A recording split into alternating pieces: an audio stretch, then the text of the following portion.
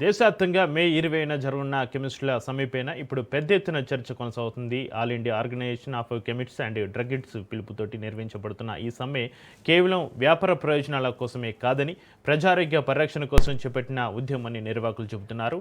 Online ద్వారా అక్రమంగా మందుల విక్రయాలు, నకిలీ ప్రిస్క్రిప్షన్లు, ఏఐ ద్వారా రూపొందించిన ప్రిస్క్రిప్షన్లు దుర్వినియోగం అవుతున్నాయని ఆందోళన వ్యక్తం చేస్తున్నారు. నియంత్రణ లేని మందుల అమ్మకాలు దేశ ఆరోగ్య వ్యవస్థకు ప్రమాదంగా మారాయి అంటున్న తెలంగాణ రాష్ట్ర కెమిస్ట్ డ్రగ్గిస్ట్ అసోసియేషన్ అధ్యక్షులు కొత్తపల్లి శ్రీనివాస్తో మా correspondent Mahender face to face.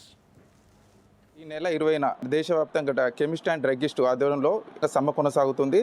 దీనిపై స్పందించేందుకు మనతో కొత్తపల్లి శ్రీనివాసు రాష్ట్ర ప్రెసిడెంట్ ఉన్నాడు. తెలుసుకునే ప్రయత్నం చేయాలి. చెప్పండి, ఈ సమ్మె మూలక భారతదేశం మొత్తం AIOCD all India organisation of chemist and druggist association ఆధ్వర్యంలో Telangana chemist and druggist association ఆధ్వర్యంలో ఈ నెల 20వ తారీఖు బుధవారం రోజున భారతదేశం మొత్తం ఉన్న కెమిస్టులందరము బంద్ చేసి ప్రభుత్వానికి మా యొక్క డిమాండ్లను ప్రత్యక్షంగా వారి దృష్టికి తీసుకెళ్లడానికి ఈ బంద్ను అనేది పెట్టడం జరిగింది.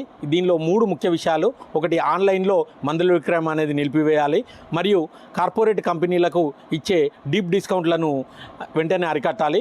మూడవది, ఆన్లైన్లో మందులు అమ్మినప్పుడు డోర్ డెలివరీ సిస్టమ్ అనేది జిఎస్ఆర్ 220 2020లో కోవిడ్-19లో ఆనాటి పరిస్థితుల దృష్ట్యా ఇచ్చిన టెంపరరీ నోటిఫికేషన్ను వెంటనే ఉపసంహరించుకోవాలి. ఈ 3 డిమాండ్లతోటి మేము ఈ నెల 20వ తారీఖు బుధవారం రోజున భారతదేశంలో ఉన్న 12 లక్షలకు పైచిలుకున్న కెమిస్టులు అందరము బంద్ చేసి భారత ప్రభుత్వానికి మా యొక్క డిమాండ్లను వారి దృష్టికి తీసుకెళ్తున్నాం. ఇప్పుడు ప్రధానంగా ఆన్లైన్ ద్వారా ఎలాంటి అక్రమాలు జరుగుతాయి, ఎలాంటి ఫేక్ మందులు మెడిసిన్ సరఫరా అవుతున్నాయి, దానిపై ఎలా ఉంటుంది?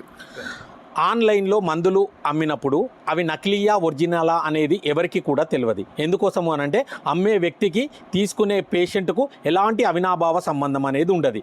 వాటి కొనుగోలు చేసినప్పుడు కొంత ఎక్కువ డిస్కౌంట్ వస్తుందని ఎవరైనా పేషెంట్లు అమాయకంగా తీసుకున్నప్పుడు అవి మందులు ఒరిజినలా డూప్లికేటా అనేది తెలియదు. ఎందుకోసము అనంటే ఇవాళ ఒక మెడికల్ షాపు ఏర్పాటు చేసినప్పుడు ఆ జిల్లా పరిధిలో ఉన్న ఇన్స్పెక్టరు మరియు అసిస్టెంట్ డైరెక్టరు లైసెన్సింగ్ ఇస్తాడు. ఇవాళ ఆన్లైన్లో drug controller general of India అంటే సెంట్రల్లోనే ఆ లైసెన్సు ఇచ్చి ముంబై నుండో, కలకత్తా నుండో, బెంగళూరు నుండో, హైదరాబాద్ నుండో వివిధ మెట్రో సిటీల నుండి సప్లై అనేది జరుగుతుంది.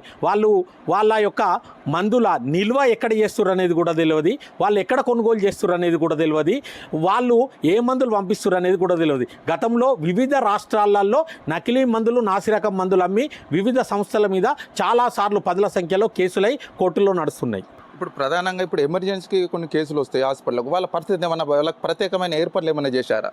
మేము ఎక్కడ కూడా అత్యవసరంగా పేషెంట్లకు ఇబ్బంది కలగకుండా ఉండడానికి ప్రతి పట్టణంలో, ప్రతి గ్రామంలో, ప్రతి సిటీలో, ప్రతి జిల్లా హెడ్ క్వార్టర్లో, స్టేట్ హెడ్ క్వార్టర్లో కూడా ప్రతి హాస్పిటల్లో కూడా అక్కడ మెడికల్ షాపు బంద్ ఉన్నా కూడా అక్కడ కెమిస్టు, ఫార్మసిస్టు లేకపోతే మేనేజ్మెంట్ పర్సను కీసు పెట్టుకొని అందులో అందుబాటులో ఉంటారు.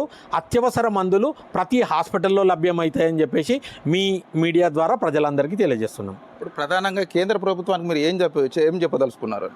కేంద్ర ప్రభుత్వానికి మా యొక్క 3 డిమాండ్లను దయచేసి మా కెమిస్టుల భవిష్యత్తు కోసముతో పాటు ప్రజల ఆరోగ్య రక్షణ అనేది అతి ముఖ్యమైనది.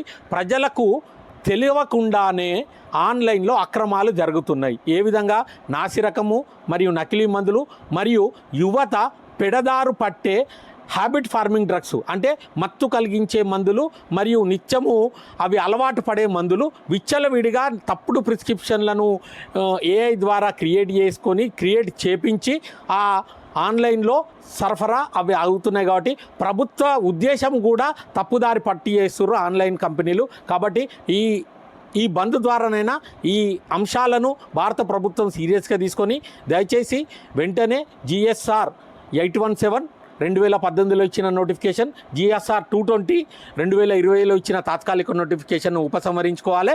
కార్పొరేట్లకు ఇచ్చే కంపెనీల డీప్ డిస్కౌంట్లను వెంటనే అరికట్టాలని మేము ప్రధాన డిమాండ్లతో భారత ప్రభుత్వ దృష్టికి తీసుకెళ్తున్నాం. ఈ ఆన్లైన్కి సంబంధించిన మందులతోని అమ్మకాలు కొనకాలతోని మీ మీద ఎలాంటి ప్రభావం చూపిస్తుంది? ఇప్పుడు షాపులు ఉన్నాయి, చిన్న చిన్న షాప్స్ ఉంటాయి, ఏజెన్సీలు ఉంటాయి, వాళ్ళ మీద ఎంతవరకు ఈ ప్రభావం చూపిస్తుంది అనుకుంటారు? ఇవాళ అందరూ కూడా ముఖ్యంగా ఆలోచించవలసింది, ఒక గ్రామంలో ఇవాళ గ్రామ స్థాయిలో ప్రజారోగ్య రక్షణలో ఒక మందుల షాప్ ఏర్పడ్డది. ఒక జ్వరం వచ్చిందన్నా, రాత్రి కడుపు నొప్పి ఇచ్చిందన్నా, వామిటింగ్ అయిందన్న ఇమీడియట్గా అక్కడ ఉన్న లోకల్ డాక్టరు వాళ్ళకి సేవలు అందించి మందులకు ఇస్తుండ్రు. అది నిర్వీర్యమైనప్పుడు ఆన్లైన్లో ఒక మందు ఆన్లైన్లో ఆర్డర్ పెడితే 24 గంటల్లో 48 గంటల తర్వాత ఆరోగ్యం కూడా దెబ్బతినే ప్రమాదం ఉంది. కాబట్టి ఇవాళ కెమిస్ట్ల భవిష్యత్ ఎంత ముఖ్యమో ప్రజారోగ్యం అనేది అన్నిటికంటే ముఖ్యమైనది. దాన్ని దృష్టిలో పెట్టుకొని కూడా ఆన్లైన్ వ్యవస్థను రద్దు చేయాలని కోరుతున్నాం. ఏదైనప్పటికీ కూడా తెలంగాణ దేశవ్యాప్తంగా ఈ సమ్మె 24 కొనసాగుతుంది. ఈ ఫేక్ స్క్రిప్షన్లతోని అక్రమాలు, ఫేక్ మెడిసిన్ కూడా సరఫరా అవుతున్నాయని చెప్పి స్టేట్ అధ్యక్షుడు కొత్తపల్లి శ్రీనివాస్ గారు చెప్తున్నారు. కెమెరామెన్ శ్రీనివాస్ రెడ్డితో మహేందర్, రాజన్న సిరిసిల్ల జిల్లా నుంచి.